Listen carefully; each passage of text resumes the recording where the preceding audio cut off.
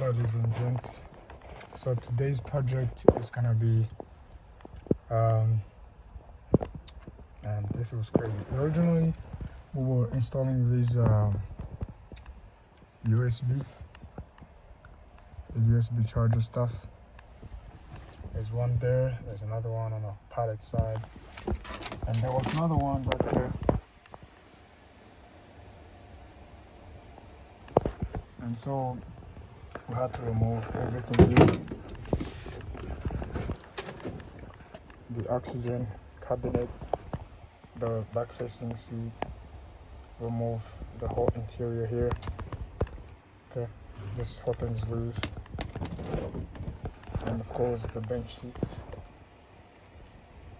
Okay, but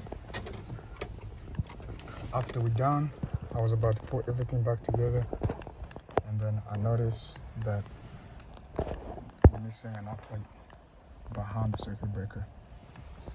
Now, this was challenging to do because we avoided removing the side panel here, but now we're gonna have to do it. We're gonna have to do it because to get behind this here and work on this, I had to remove glass here,